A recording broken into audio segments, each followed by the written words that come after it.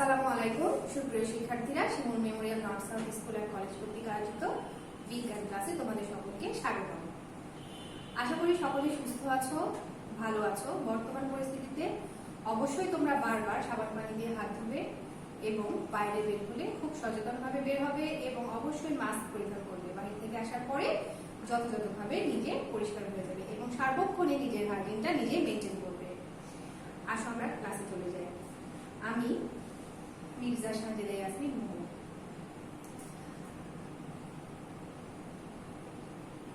আজকে আমরা দশম শ্রেণীর বিজ্ঞান বইয়ের অষ্টম অধ্যায় নিয়ে আলোচনা করব। আমার অধ্যায়ের নাম আমাদের সম্পদ।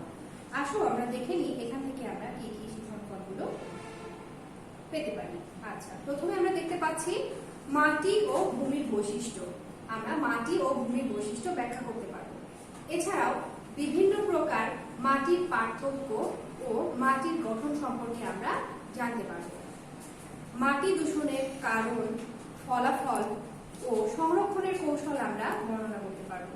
এছাড়াও মাটিতে যে বিভিন্ন ধরনের খনিজগুলো থাকে সেই সকল খনিজের ভৌত ও রাসায়নিক ধর্ম সম্পর্কে আমরা জানতে পারব।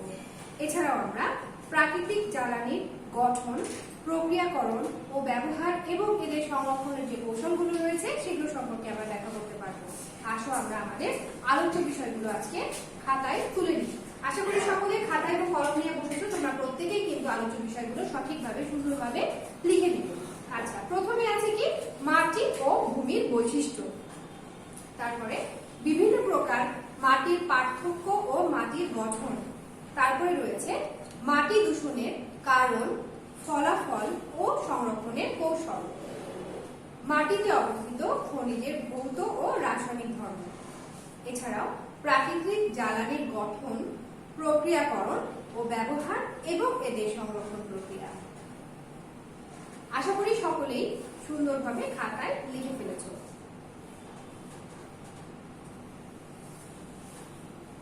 আসো আমরা সরাসরি আমাদের ক্লাসে চলে যাই। আচ্ছা, প্রথমেই আসি মাটি এবং ভূমির বৈশিষ্ট্য।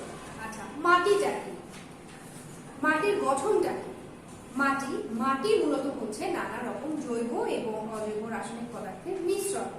এখন এই মাটিকে আমাদের জীবনের জন্য প্রয়োজনীয়? তোমাদের কাছে কি মনে হয়? হ্যাঁ, অবশ্যই কিন্তু আমাদের জীবনের জন্য প্রয়োজনীয়। কিভাবে? প্রথমত যদি আমি বলি, আমার ভাষায় আমি বলবো আমার বেঁচে থাকার জন্য। এখন বলো কিভাবে? কারণ আমরা এই মাটিতে কিন্তু এই সবুজ গাছপালাগুলো লাগাই, তাই না?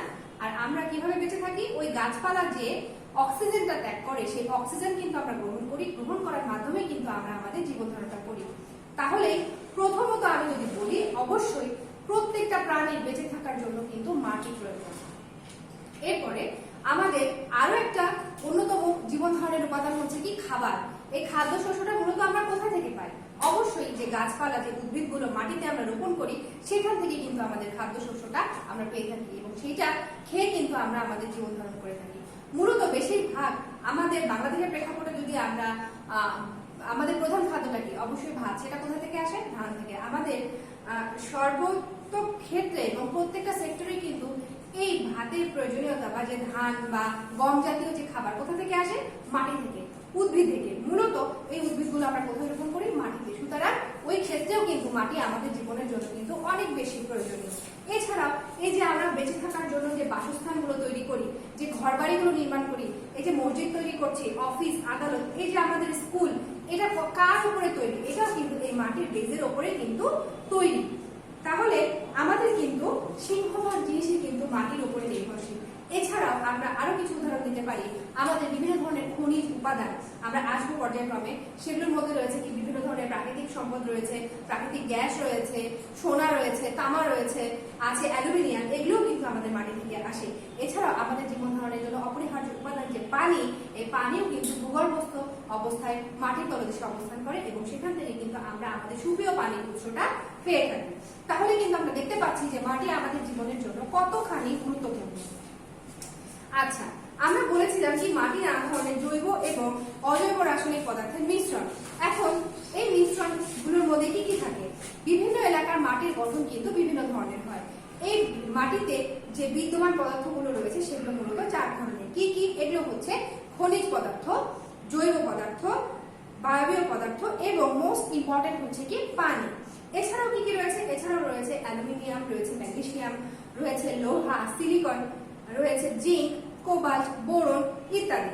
এছাড়া যে মাটির মধ্যে বিভিন্ন ধরনের জৈব পদার্থগুলো থাকে সেগুলো কি হিউমাস নামে পরিচিত। এই হিউমাসগুলো কোথা থেকে আসে? বিভিন্ন প্রাণীর দেহাবশেষ থেকে, বিভিন্ন গাছপালার বিভিন্ন অংশ থেকে, যেটা মাটির তলদেশে পচে যায়, সেখান থেকে মূলত আমরা এই জৈব পদার্থ বা হিউমাসটা কিন্তু পেয়ে থাকি। এখন একটু আমরা এই চিত্রটার দিকে লক্ষ্য করি। এখানে আমরা দেখতে পাচ্ছি সর্ব উপরে কিন্তু আমাদের গাছপালা লাগানো, যেখানে আমরা অর্গানিক ম্যাটেরিয়ালস বলছি, অর্থাৎ এই অর্গানিক ম্যাটেরিয়ালস গুলো কিন্তু আমরা মাটির উপরের পৃষ্ঠে লাগিয়ে থাকি, রোপণ করে থাকি।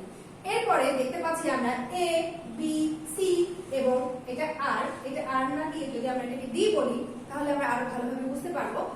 এই অংশটাকে আমরা বলছি হচ্ছে কি টপ সয়েল, অর্থাৎ অর্গানিক ম্যাটেরিয়ালস এর ঠিক পরের যে স্তরটা সেটাই হচ্ছে কি টপ সয়েল। এখানে কি থাকে? এখানে কিন্তু বিভিন্ন ধরনের হিউমাস গুলো থাকে।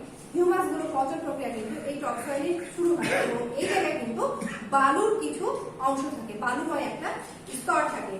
এই তারপরে আমরা চলে আসি কি বি, যেটাকে আমরা বলছি হচ্ছে সাবসয়েল। এখানে কি থাকে? এখানেও কিন্তু সামান্য পরিমাণ হিউমাস থাকে, যেটাকে আমরা হরাইজন বিও বলতে পারি। এছাড়া এই স্তরে কি থাকে? বিভিন্ন ধরনের খনিজ পদার্থ থেকে থাকে। এরপরে আমরা দেখবো হচ্ছে কি হরাইজন সি, যেটাকে আমরা বলছি তৃতীয় স্তর। এটাকে আমরা ইংরেজিতে কি বলি? ওয়েদারউড অর ডিকম্পোজড রক। এখন এখানে কি থাকে? আমরা জানি বিভিন্ন ধরনের শিলা কিন্তু নরম হয়ে এক পর্যায়ে কিন্তু মাটিতে পরিণত হয়। এই হরাইজন সি তেই মূলত সেই নরম মাটির স্তরগুলো থাকে, যেখানে মূলত নরম শিলা পাওয়া যায়। এরপরে আমরা দেখছি হচ্ছে কি আর, বা যেটাকে আমরা যদি বলি যে হরাইজন ডি, সেখানে কি থাকে? সেখানে থাকে হচ্ছে সলিড রক। এই যে সি স্তরে আমরা কি পেলাম? নরম যে শিলাগুলো সেগুলোই কাঠিন্য হয়ে, কঠিন হয়ে, শক্ত হয়ে সেখানে কি হয়? হরাইজন ডি তে এসে অবস্থান করে এবং এক পর্যায়ে সেটা অনেক বেশি শক্তিশালী বা মূল শিলাতে পরিণত হয়। আচ্ছা, একইভাবে আমরা এই চিত্রটার দিকে লক্ষ্য করি। একইভাবে আমরা এখানে দেখাচ্ছি কি সলিড হরাইজন, তারপরে আছে পর্যায়ক্রমে হরাইজন এ, হরাইজন বি, হরাইজন সি এবং হরাইজন ডি। এরপরে আমরা দেখবো হচ্ছে বিভিন্ন প্রকার মাটির পার্থক্য এবং মাটির গঠন। আচ্ছা, মাটির গঠন, বর্ণ, পানি ধারণ ক্ষমতা, এইসব বৈশিষ্ট্যের উপর ভিত্তি করে মূলত মাটিকে কয় ভাগে ভাগ করা হয়? 4 ভাগে। কি কি? বালু মাটি, পলি মাটি, কাদা মাটি এবং দোআঁশ মাটি। এখন আমরা দেখবো হচ্ছে কি বালু মাটি। বালু মাটিটা কি? শুনেই মনে হচ্ছে কি যে এর মধ্যে কি বালুময় একটা আবরণ থাকে। আমরা একটু চিত্রটা যদি খেয়াল করি, এখানে দেখতে পাচ্ছি কি যে এইটা একটা বালু মাটির চিত্র। এখানে রয়েছে বিভিন্ন ধরনের বড় বড় কণা, অর্থাৎ বালু মাটি বলতে এখানে কি থাকবে? অবশ্যই বালু থাকবে এবং বড় বড় কণা, মাটির যে কণাগুলো থাকবে সেটা কি হবে? আকারে বড় থাকবে। এই বালু মাটির একটা উল্লেখযোগ্য বৈশিষ্ট্য হচ্ছে এর পানি ধারণ ক্ষমতা অত্যন্ত কম। এই বালু মাটি সাধারণত পানিটাকে ধারণ করে রাখতে পারে না, যার কারণে কিন্তু এখানে খুব ভালোভাবে আমরা ফসল উৎপাদন করতে পারি না। তবে কিছু কিছু ক্ষেত্রে এটা উপকারী, যেমন এই বালু মাটিতে যদি বেশি অতিরিক্ত বৃষ্টিপাতের ফলে পানি থাকে তাহলে কি হবে? সেই পানিটা কিন্তু সে সোক করে বেশিক্ষণ রাখতে পারে না, সেই জায়গাটা কিন্তু শুকিয়ে যায়, যার ফলে কি হয়? জলাবদ্ধতার সৃষ্টি হয় না। এটা একটা উল্লেখযোগ্য কারণ। এছাড়া বালু মাটি কি আমরা কখনোই কোনো উদ্ভিদের জন্য আমরা ব্যবহার করতে পারি না? অবশ্যই পারি। যেমন আমরা আমাদের পার্শ্ববর্তী নদীর চরের কথা চিন্তা করি, পদ্মা নদীর চর, সেখানে কিন্তু আমরা দেখতে পাই বিভিন্ন ধরনের বাঙি, তরমুজ, এই জাতীয় ফলগুলো কিন্তু আমরা সাধারণত এই বালু মাটিতে খুব ভালোভাবে ফলাতে পারি। এছাড়া এই যে বললাম যে এখানে পানির পরিমাণ কম হওয়ার জন্য, পানির পরিমাণ ঠিক কম না, পানিটা কম ধারণ করার জন্য কিন্তু এই ধরনের উদ্ভিদগুলো যদি সেখানে আমরা লাগাই, সেখানে কিন্তু উদ্ভিদের মূল পচে যাওয়ার সম্ভাবনাটা খুবই কমে যায়। এরপরে আমরা দেখবো হচ্ছে কি পলি মাটি। পলি মাটি সাধারণত বালু মাটির চাইতে অপেক্ষাকৃত ভালো, অর্থাৎ বালু মাটির চেয়ে এর পানি ধারণ ক্ষমতাটা একটু বেশি। এখন এই পলি মাটিটা আমরা কিভাবে চিনব? যদি এই পলি মাটির কিছু অংশ আমরা, পলি মাটি সাধারণত একটু পানিযুক্ত হয়, এই পানিযুক্ত অংশ যদি আমরা হাতে নিয়ে আঙুল দিয়ে যদি এভাবে একটু ঘষা দেয় তাহলে আমরা বুঝতে পারবো কি একটা মসৃণ অনুভূতি, অর্থাৎ পলি মাটির কণাগুলো কিন্তু আকারে ছোট হয়, যার কারণে কি হয়? পানিযুক্ত থাকার কারণে আমাদের হাতের মধ্যে একটা মসৃণ অনুভূতি কাজ করে। যদি মসৃণ মনে হয় তাহলে আমাদের বুঝতে হবে কি এটা হচ্ছে পলি মাটি। সাধারণত পলি মাটিতে উপস্থিত পানির জন্যই কিন্তু আমাদের হাতের সাথে একটা মসৃণ ভাব বোঝা যায়, যেটা সাধারণত বালু মাটির ক্ষেত্রে হয় না। পলি মাটি কিন্তু খুবই উর্বর হয়, যার কারণে এখানে কিন্তু সহজেই আমরা বিভিন্ন ধরনের উর্বর শাকসবজি বা বিভিন্ন ধরনের ফসল কিন্তু আমরা ফলাতে পারি। আচ্ছা, এছাড়াও কি হয়, এই পলিমাটিতে কিন্তু বিভিন্ন ধরনের পুষ্টিকর খনিজ উপাদান পাওয়া যায়। এছাড়াও কি থাকে, আমরা যে বিভিন্ন জৈব পদার্থের কথা বলেছিলাম তার মধ্যে কি আছে, কোয়ার্টজ আছে। এই কোয়ার্টজ কিন্তু আমরা পলিমাটিতে পেয়ে থাকি। আচ্ছা, এরপর আমরা দেখি হচ্ছে কি কাদামাটি। চিত্রটা দেখে আমরা বুঝতে পারছি যে কাদামাটির ধরনটা আসলে কেমন। আমরা সকলেই জানি বা তোমরাও জানো যে আসলে কাদামাটিটা দেখতে কেমন হয়। কাদামাটি দেখতে এইরকম একটু কাদাতে বা পানি যুক্ত হয়, যেটা সাধারণত অনেক বেশি আঠালো হয়। আমরা যদি হাতে নেই তাহলে কিন্তু আমাদের হাতের সাথে আঠার মতো লেগে থাকে। কারণ কি, এদের উল্লেখযোগ্য কারণটা হচ্ছে কাদামাটিতে প্রচুর পরিমাণ পানি থাকে। কাদামাটি প্রচুর পরিমাণ পানি ধারণ করে রাখতে পারে। আর কাদামাটির মধ্যে যে মাটির কণাগুলো রয়েছে এটা আরো বেশি সূক্ষ্ম হয়, যার কারণে পানি ধারণ ক্ষমতাটা অনেক বেশি পরিমাণে বেড়ে যায়। এখন এই কাদামাটির যে প্রবলেমটা হচ্ছে সেটা হচ্ছে কি, এখানে যেহেতু পানি ধারণ ক্ষমতা অনেক বেশি, কাজে যদি বৃষ্টিপাত হয় সেক্ষেত্রে কি হবে, সেক্ষেত্রে কাদামাটির মধ্যে পানি জমে সেখানে জলাবদ্ধতা সৃষ্টি হতে পারে। যার ফলে আমি যদি ওই কাদামাটিতে কোনো উদ্ভিদ জন্মানোর জন্য উদ্ভিদ লাগাই, রোপণ করে, কি হবে, পানি জমে থাকার ফলে আমার উদ্ভিদের কিন্তু মূলটা পচে যাবে।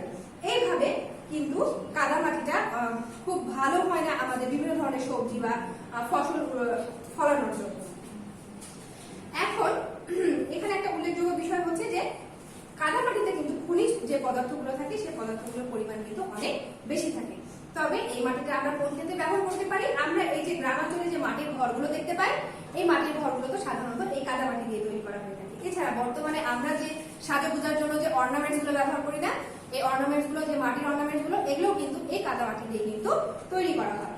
আচ্ছা, এখন আমরা দেখবো হচ্ছে কি দোআঁশ মাটি। আমরা পড়লাম বালু মাটি, পলি মাটি, আমরা পড়লাম কাদামাটি। এই যে 3 রকম মাটি, এই 3 রকম মাটির সংমিশ্রণে সাধারণত দোআঁশ মাটিটা তৈরি হয়ে থাকে। এখন এই দোআঁশ মাটিটা অনেক বেশি উর্বর হবে, অর্থাৎ ভালো হবে নাকি খারাপ হবে, এইটা নির্ভর করে ওই যে 3 রকম মাটি, বালু, পলি এবং কাদা, এই 3 মাটির বৈশিষ্ট্যটা কেমন। এই বৈশিষ্ট্যের উপর ভিত্তি করে সাধারণত কিন্তু আমার দোআঁশ মাটির উর্বরতা কেমন হবে, সেটা ভালো হবে নাকি খারাপ হবে, সেটা নির্ভর করে। এখন এই দোআঁশ মাটিরও কিন্তু পানি ধারণ ক্ষমতা ভালো, তবে এটা আবার কি করে, প্রয়োজন অনুযায়ী কিন্তু খুব দ্রুত নিষ্কাশিত হতে পারে। এই জন্য চাষাবাদের জন্য কিন্তু দোআঁশ মাটি অত্যন্ত উপযোগী। এখন এই 4 ধরনের মাটি যে আমরা পড়লাম, শুধু কি এই 4 ধরনের মাটি রয়েছে না, এর বাদেও কিন্তু আরো 2 ধরনের মাটি রয়েছে। একটা হচ্ছে কি পিটি মাটি আর একটা হচ্ছে খড়ি মাটি। এখন পিটি মাটি কি, পিটি মাটি মূলত তৈরি হয় হচ্ছে বিভিন্ন ধরনের জৈব পদার্থের মাধ্যমে। এই পিটি মাটিগুলো সাধারণত ডোবা, নর্দমা এই জায়গাতে পাওয়া যায়। এই মাটিতে কিন্তু খনিজ পদার্থের বা পুষ্টিকর উপাদান কিন্তু খুবই কম পাওয়া যায়, যার কারণে এগুলো সাধারণত উদ্ভিদ জন্মানোর কিন্তু উপযোগী নয়। আর যে পিটি মাটির কথা আমরা বলছি, এই খড়ি মাটির কথা যে আমরা বলছি, এই খড়ি মাটি সাধারণত কি হয়, ক্ষারীয় হয় এবং এতে অনেক বেশি নুড়ি পাথর থাকে। এটাও কিন্তু আমার উদ্ভিদ জন্মানোর জন্য তেমন একটা উপযোগী নয়। হ্যাঁ, এখন আমরা দেখলাম বিভিন্ন ধরনের মাটি এবং এদের গঠন বা বৈশিষ্ট্য। এখন আমরা দেখব মাটি দূষণের বিভিন্ন কারণ, ফলাফল এবং এদের সংরক্ষণের কৌশল। আমরা একটু লক্ষ্য করি, স্ক্রিনে দেখতে পাচ্ছি যে বিভিন্ন প্রকার কারণে মাটি দূষণ হয়ে থাকে। প্রথমত হচ্ছে শিল্প কারখানা ও গৃহস্থালী বর্জ্য, তারপরে রয়েছে তেজস্ক্রিয় পদার্থের নিঃসরণ, অতিরিক্ত পলি থেকে মাটি দূষণ, এবং আর কি রয়েছে খনিজ পদার্থ আহরণের দ্বারা মাটি দূষণ। আমরা একটু এই চিত্রটা লক্ষ্য করি, এখানে দেখতে পাচ্ছি কি শিল্প কারখানা ও গৃহস্থালীর বর্জ্য। প্রথমে যদি শুধু আমি শিল্প কারখানার কথা চিন্তা করি, তাহলে আমরা জানি যে বাংলাদেশে কিন্তু অসংখ্য শিল্প কারখানা রয়েছে, যেখানে বিভিন্ন ধরনের কেমিক্যাল তৈরি হয়, বিভিন্ন ডিটারজেন্ট তৈরি হচ্ছে, রং তৈরি হচ্ছে, বিভিন্ন ধরনের বার্নিশের দ্রব্য তৈরি হচ্ছে। এছাড়াও আসলে অনেক শিল্প কারখানা রয়েছে যেখান থেকে বিভিন্ন ধরনের ক্ষতিকর বর্জ্য কিন্তু আবর্জনা হিসাবে বা ওয়েস্ট হিসাবে নির্গত হয়। তার মধ্যে রয়েছে কি মার্কারি রয়েছে, জিঙ্ক রয়েছে, আর্সেনিক রয়েছে। এগুলো দেখা যাচ্ছে এক পর্যায়ে এসে কোথায় মিশে আমার কিন্তু মাটির তলদেশে কিন্তু এটা মিশে যাচ্ছে, যার ফলে মাটি দূষণের কিন্তু বহুমাত্রিক প্রভাব লক্ষ্য করা যায়। এরপরে যদি আমরা বলি গৃহস্থালীর বর্জ্য, আমরা যদি সাধারণভাবে চিন্তা করি যে আমাদের প্রতিদিন গৃহস্থালীতে কোন ধরনের বর্জ্যগুলো পাওয়া যায়, আমরা চিন্তা করি আমরা যে খাবারগুলো খাই সেখানে কি আছে, সবজি রয়েছে, মাছ মাংস রয়েছে। এগুলো যে ওয়েস্ট, মাছ মাংসের ওয়েস্ট কি হাড় কাটা এগুলো, আর সবজির ওয়েস্ট কি বিভিন্ন ধরনের খোসা, হ্যাঁ এই অংশগুলো। এগুলো কিন্তু আমরা ওয়েস্ট হিসেবে মাটিতে ফেলছি, এগুলো কিন্তু যখন পচন হয়, পচন হয়ে কিন্তু হিউমাস তৈরি হয়, অর্থাৎ এইটা আমাদের জন্য উপকারী। তবে শুধু কি আমাদের বাসা বাড়িতে এই শুধু কি আমাদের বাসা বাড়িতে এই খাদ্যদ্রব্যের বিষয়গুলোই থাকে? না, এছাড়াও কিন্তু আমরা যে বিভিন্ন ধরনের প্যাকেটজাত দ্রব্যগুলো নিয়ে আসি, এই প্যাকেটজাত দ্রব্যের যে প্যাকেটগুলো, সেটাও কিন্তু আমরা আবর্জনার সাথে কিন্তু ফেলে দিচ্ছি। এই প্যাকেটজাত দ্রব্যের মধ্যে থাকে হচ্ছে প্লাস্টিক। এই প্লাস্টিকটা কিন্তু আমাদের মাটির জন্য অত্যন্ত ক্ষতিকর, কারণ প্রায় অনেক অনেক বছর ধরে কিন্তু প্লাস্টিক মাটির তলদেশে একই অবস্থায় থাকে, অর্থাৎ এটা কখনো পচে যায় না। ঠিক আছে, এইভাবে সাধারণত শিল্প কারখানা ও গৃহস্থালী বর্জ্যের মাধ্যমে কিন্তু আমাদের মাটিটা দূষণ হচ্ছে। এরপর আমরা দেখব তেজস্ক্রিয় পদার্থের নিঃসরণ।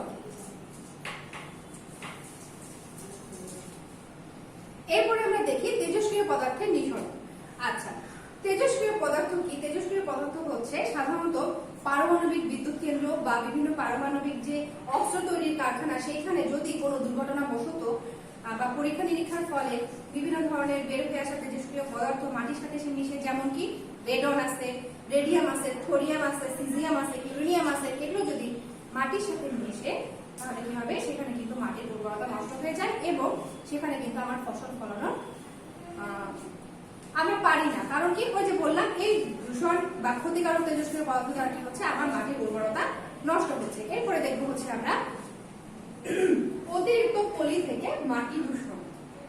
আচ্ছা, নদী ভাঙন সম্পর্কে কিন্তু আমরা সকলেই পরিচিত। এই বর্ষাকালে বিশেষ করে এই সময়ে অনেক বেশি নদী ভাঙন দেখা যাচ্ছে। নদীর পানি ওভারফ্লো হয়ে যাচ্ছে, যার ফলে নদীর পাড় ভেঙে যাচ্ছে। ওই যে পাড় ভেঙে যাচ্ছে, পাড় ভাঙার ফলে সেখানে কি থাকে? মাটিটা পানির সাথে মিশে যাচ্ছে, আসার ফলে বিভিন্ন মাধ্যমে বাহিত হয়ে এসে কখনো কৃষি জমিতে পড়ে, কখনো বা বিভিন্ন জলাশয়ের তলদেশে একসময় জমে জমে কি হয়? পলি তৈরি হয়, পলি মাটি তৈরি হয়, যার কারণে অনেক সময় এই পলিগুলো কিন্তু আমাদের মাটি দূষণের অন্যতম কারণ হতে পারে। কিভাবে? কারণ এই ভেসে আসা পানির সাথে, নদী ভাঙনের যে ভেসে আসা পানি, তার সাথে শুধুমাত্র যে পলি ভেসে আসে তা না, বিভিন্ন ধরনের ক্ষতিকর দ্রব্যগুলো কিন্তু ভেসে আসে, সেগুলো কিন্তু মাটির উপর একটা আস্তরণ তৈরি করে, যার ফলে কিন্তু জমির উর্বরতা নষ্ট হয়। এরপরে আমরা দেখি খনিজ পদার্থ দ্বারা মাটি দূষণ। মাটিতে আমরা জানি বিভিন্ন ধরনের খনিজ পাওয়া যায়। কি কি? এর মধ্যে রয়েছে তেল, গ্যাস, কয়লা ইত্যাদি ইত্যাদি। হ্যাঁ, এই খনিজগুলো কিন্তু আমরা যখন মাটির তলদেশ থেকে তুলি, তখন ওই জায়গাটা আমাদের কি করতে হয়? অবশ্যই খনন করতে হয়, এবং অনেক দূর পর্যন্ত খনন করতে হয়। 200, 300, 400, 500 ফিট পর্যন্ত, কখনো 1000 ফিট পর্যন্ত কিন্তু আমাকে ওই জায়গাটা খনন করতে হচ্ছে। এখন খনন করার ফলে কি হচ্ছে? সেখান থেকে আমার মাটির স্তূপ উঠছে, সেই স্তূপগুলো কি করতে হচ্ছে? আমাকে আশেপাশে কোথাও রাখতে হচ্ছে। এখন ওই অত ফুট খনন করার মাটিগুলো আমি অবশ্যই একটা জায়গায় রাখতে পারবো না, কারণ অনেক বেশি মাটি হবে। তখন কি করছে? আমি কিছুতে দেখা যাচ্ছে আবাদি জমির উপরে রাখছি, কখনো বা অন্য কোনো ফসলের যে মাঠ সেখানে সেটাকে সেটেল করছি, যার কারণে কি হয়? ওইখানে কিন্তু আমার কিন্তু এই খনিজ পদার্থ আহরণের সময় কিন্তু আমার মাটিটা দূষণ হচ্ছে। এখন ম্যাক্সিমাম খনি কিন্তু দেখা যায় যে একটু বনজ এলাকা টাইপের জায়গায় থাকে, সেই জায়গায় কি হচ্ছে? আমার খনিজ থেকে খনিজ পদার্থ আহরণের জন্য কিন্তু আমার বন ধ্বংস হওয়ার একটা পসিবিলিটি থেকে যাচ্ছে। এছাড়াও এই যে 4 রকম আমরা কারণ দেখলাম, এই 4টা কারণে কি আমাদের মাটি দূষণের জন্য উল্লেখযোগ্য? না। এছাড়াও রয়েছে কি? জমিতে অতিরিক্ত সার প্রয়োগ, অতিরিক্ত কীটনাশক প্রয়োগ, বিভিন্ন আগাছা ধ্বংসকারী যে দ্রব্যগুলো রয়েছে সেগুলো প্রয়োগ, গাছগাছার অবশিষ্ট সঠিকভাবে বর্জ্য ব্যবস্থাপনার মধ্যে না নিয়ে আসা, বিভিন্ন ধরনের প্রাণীর বর্জ্য, এমনকি মাটির যে এরিশন বা ক্ষয়, এর মাধ্যমে কিন্তু আমার মাটি দূষণ হয়ে থাকে। আচ্ছা, এরপরে আমরা দেখব মাটিতে অবস্থিত খনিজের ভৌত এবং রাসায়নিক ধর্ম। আচ্ছা, এ পর্যন্ত প্রকৃতিতে প্রায় 2500 রকমের খনিজ পদার্থ পাওয়া গেছে। এখন এই খনিজ পদার্থগুলো কিন্তু ধাতব এবং অধাতব এই দুই ধরনের হতে পারে। ধাতবগুলোর মধ্যে রয়েছে কি কি?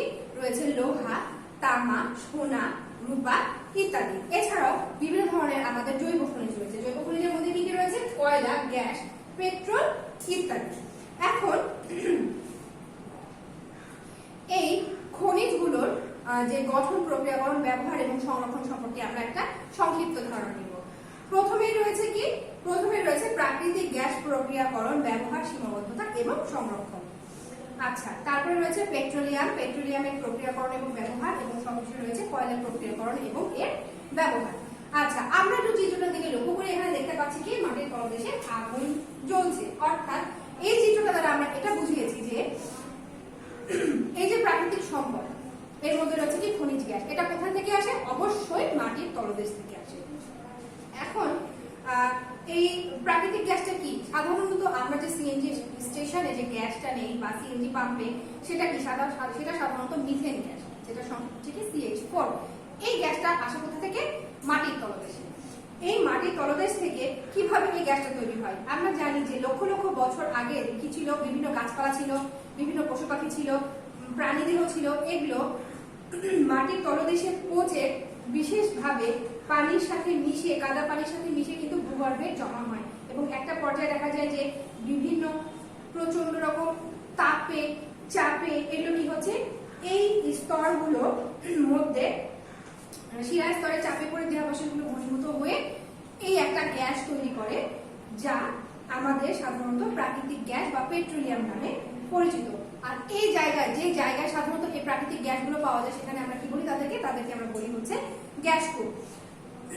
এখন এই প্রাকৃতিক গ্যাসের যে প্রক্রিয়াকরণ, এটা কিন্তু অনেক জটিল এবং সময় সাপেক্ষ প্রক্রিয়া এবং এটা কয়েকটি ধাপে সম্পন্ন করা হয়। এখন যে জায়গায় আমার এই প্রাকৃতিক সম্পদটা পাওয়া গেছে, আমাকে কিন্তু সেখান থেকে প্রক্রিয়াকরণের ব্যবস্থা করতে হবে। আমি কিন্তু পারবো না যে সেখান থেকে সরিয়ে নিয়ে এসে এটা প্রক্রিয়াকরণ করতে। তাহলে আমাকে কি করতে হবে? ওই জায়গাতে এর প্রক্রিয়াকরণের ব্যবস্থা করতে হবে। এখন সাধারণত আমরা জানি যে গ্যাসটা কি থাকে? মাটির তলদেশে থাকে। শুধু কি গ্যাসই পাওয়া যায়? না, গ্যাস এবং তেল অর্থাৎ পেট্রোলিয়াম দুইটা কিন্তু মিক্সড অবস্থায় থাকে। এখন পেট্রোলিয়াম বা তেলকে অপসারণ করে আমাকে কি করতে হবে? প্রাকৃতিক গ্যাসকে পর্যায়ক্রমে বিভিন্ন দূষক এবং নিরোধকের মাধ্যমে চালনা করে আমাকে মিথেনে, সলিড মিথেনে পরিণত করতে হয় এবং সেটাকে ব্যবহার উপযোগী করতে হয়। এখন কোন কোন ক্ষেত্রে আমরা ব্যবহার করি প্রাকৃতিক গ্যাস? আমরা যদি সাধারণ ক্ষেত্রে চিন্তা করি, আমাদের প্রথমে আসে বাসাবাড়ির যে গ্যাস। এই গ্যাসটা কি? এই গ্যাসটা হচ্ছে মিথেন গ্যাস, যেটা আমরা প্রক্রিয়াকরণের মাধ্যমে পেয়ে থাকি। এছাড়াও কি কি কাজে ব্যবহার করি? আমরা কিন্তু সিএনজি ফিলিং স্টেশনে, বিভিন্ন যানবাহন চালানোর ক্ষেত্রে কিন্তু প্রাকৃতিক গ্যাস ব্যবহার করি। এছাড়াও বেশিরভাগ কি করা হয়? বিদ্যুৎ উৎপাদনের ক্ষেত্রে কিন্তু আমরা এই প্রাকৃতিক গ্যাসটা ব্যবহার করতে পারি। এখন সীমাবদ্ধতা কি? সীমাবদ্ধতা হচ্ছে যে আমরা যদি এই গ্যাসের ব্যবহারটা সঠিকভাবে না করে অপচয় করি, তখন কি হবে? একটা পর্যায়ে কিন্তু এটা শেষ হয়ে যাবে। আমাদের কিন্তু দেশ এমন একটা দেশ যেখানে কিন্তু অফুরন্ত গ্যাসের মজুদ নাই। তাহলে কি করতে হবে? আমাদের অবশ্যই এই প্রাকৃতিক গ্যাস ব্যবহারে কি করতে হবে? সচেতন থাকতে হবে। এরপরে আমরা দেখবো হচ্ছে কি পেট্রোলিয়াম। আচ্ছা, পেট্রোলিয়াম কি? ওই যে আমরা বললাম প্রাকৃতিক গ্যাসের সাথে কি থাকে? তেল মিশ্রিত অবস্থা থাকে। ওই তেলটাই হচ্ছে কি আমার, খনিজ তেলটাই হচ্ছে কি আমার আরেক ধরনের জ্বালানি পদার্থ, যেটাকে আমরা বলি হচ্ছে পেট্রোলিয়াম। সাধারণত প্রোপেন, বিউটেন এগুলো পেট্রোলিয়াম। এছাড়াও কি রয়েছে? গ্যাসোলিন রয়েছে, কেরোসিন রয়েছে, রয়েছে কি ডিজেল। এগুলো সবই কিন্তু পেট্রোলিয়াম, যা সাধারণত জ্বালানি হিসেবে আমরা ব্যবহার করে থাকি। এটাও ঠিক প্রাকৃতিক গ্যাসের মতো বিভিন্ন প্রক্রিয়াকরণের মাধ্যমে কিন্তু সলিড পেট্রোলে পরিণত করা হয়।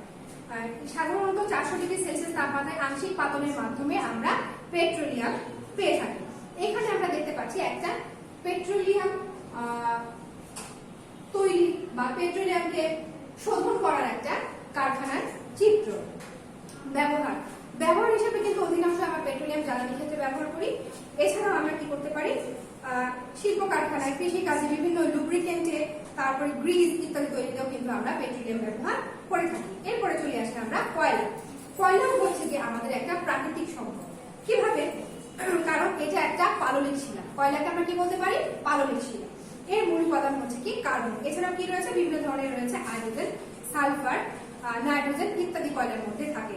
এগুলো কি হয়? প্রাকৃতিক গ্যাসের মতোই প্রায় মিলিয়ন মিলিয়ন বছর আগে বিভিন্ন ফার্ন জাতীয় উদ্ভিদ, শৈবাল জাতীয় উদ্ভিদ বা অন্যান্য মৃত গাছপালা কি হয়? প্রস্তরীভূত হয়ে, ক্ষয়প্রাপ্ত হয়ে কিন্তু কয়লায় পরিণত হয়। সাধারণত আমরা 3 ধরনের কয়লা পেয়ে থাকি। কি কি? একটা হচ্ছে অ্যান্থ্রাসাইট কয়লা, একটা হচ্ছে বিটুমিনাস কয়লা, আর একটা হচ্ছে লিগনাইট কয়লা। অ্যান্থ্রাসাইট কয়লাটা হচ্ছে সবচেয়ে বেশি পুরনো, অর্থাৎ 350 মিলিয়ন বছর পূর্বে সাধারণত আমার এই অ্যান্থ্রাসাইট কয়লাটা আমাদের পাওয়া গিয়েছিল এবং এই অ্যান্থ্রাসাইট কয়লায় প্রায় 95% কি থাকে? কার্বন থাকে। তারপরে রয়েছে কি বিটুমিনাস কয়লা। বিটুমিনাস কয়লাও কিন্তু প্রায় 300 মিলিয়ন বছরের পুরনো এবং এখানে প্রায় 50 থেকে 80% কার্বন থাকে। এবং লিগনাইট কয়লা হচ্ছে একটু কম পুরনো, অর্থাৎ প্রায় 150 মিলিয়ন বছর পুরনো, এবং এখানে কি থাকে সর্বোচ্চ 50% কয়লা আমরা এখানে কার্বন আমরা এখান থেকে পেয়ে থাকি। এই গেল আমাদের 3 ধরনের কয়লা। এখন প্রক্রিয়াকরণ, এই কয়লা কিন্তু আমরা সাধারণত খনি থেকে উত্তোলন করে থাকি। কয়লা উত্তোলনের জন্য সাধারণত দুইটি পদ্ধতি রয়েছে। একটা হচ্ছে কি ওপেন পিট মাইনিং এবং আরেকটা হচ্ছে ভূগর্ভস্থ মাইনিং। ওপেন পিট মাইনিংটা কি সাধারণত যদি কোনো কয়লা খনির স্তর মাটি থেকে খুব কাছাকাছি জায়গায় হয় তখন সাধারণত কি করা হয়, ওপেন পিট মাইনিং করা হয়। এখন এই ওপেন পিট মাইনিং পদ্ধতি ব্যবহার করে কয়লা কি করা হয়, কয়লা তোলা হয় এবং কয়লা তোলার পরে কনভেয়ার বেল্ট দিয়ে সেগুলো বিভিন্ন ধরনের প্রক্রিয়াকরণ কাজে নেওয়া হয় এবং পর্যায়ক্রমে কি করা হয়, সেগুলোকে প্রক্রিয়াকরণ করা হয়। ব্যবহারের ক্ষেত্রে কি কোন কাজে আমরা সাধারণত কয়লা ব্যবহার করি? আমরা সাধারণত জ্বালানি হিসেবে ইট ভাটায় মূলত কয়লা ব্যবহার করে থাকি। কিন্তু উন্নত দেশে যদি আমরা একটু চিন্তা করি, তারা কিন্তু কয়লা কিন্তু বিদ্যুৎ উৎপাদনের ক্ষেত্রে মোস্টলি কয়লা ব্যবহার করে থাকি। আমরা যদি আমাদের দেশের যে কয়লা উৎপাদন হয় সার্বিকভাবে এই কয়লাটা যদি আমরা বিদ্যুৎ উৎপাদনের জন্য ব্যবহার করে থাকি, সেক্ষেত্রে কিন্তু আমরা বিদ্যুতের ঘাটতিটা অনেকাংশে কমিয়ে নিয়ে আসতে পারবো। এছাড়াও আমরা কয়লা কোন কাজে আমাদের দেশে ব্যবহার করি? বিভিন্ন ধরনের হোটেল রেস্তোরাঁয় ব্যবহার করে থাকি। এছাড়া স্বর্ণালঙ্কার যেখানে তৈরি হয় সেখানে আমরা এই কয়লাগুলো ব্যবহার করে থাকি। এই ছিল আমাদের আজকের পড়াশোনা, আজকের ক্লাস থেকে আমরা কিছু মূল্যায়ন প্রশ্ন দেখি। কয়লা বলতে কি বোঝো? অবশ্যই আমি এখনই কয়লা দিয়ে শেষ করার জন্য বলতে পারবো কয়লা কি? কয়লা এক ধরনের পারমাণবিক শিলা। মাটি দূষণ কিভাবে রোধ করা যায়? আমরা যে দূষণগুলো করলাম সেটা আমরা কিভাবে রোধ করতে পারবো? আমরা সেখান থেকে কিন্তু আমাদের প্রশ্ন উত্তর করতে পারবো। হিউমাস কি? আমরা জানি হিউমাস কি বিভিন্ন ধরনের মাটি বা জৈব পদার্থের মধ্যে যে গাছপালার পচনীকরণ থেকে যে জৈব উপাদানটা পাওয়া যায় সেটা হচ্ছে কি হিউমাস। প্রাকৃতিক গ্যাসের প্রয়োজনীয়তা ব্যাখ্যা করো। আমরা কিন্তু অকপজে এই প্রাকৃতিক গ্যাসের বিভিন্ন বিশদ প্রয়োজনীয়তা কিন্তু ব্যাখ্যা করতে পারবো। আশা করি তোমরা সকলে আজকের ক্লাস থেকে অনেক বেশি জানতে পেরেছো। যদিও আমাদের রিভিশন ক্লাস, আমরা নেক্সট ডে আমাদের হবে রিভিশন টপিক 1 অষ্টম অধ্যায় আমাদের সম্পদ। বাসায় খুব ভালোভাবে চর্চা করবে। সবাই খুবই ভালো থাকবে। ধন্যবাদ।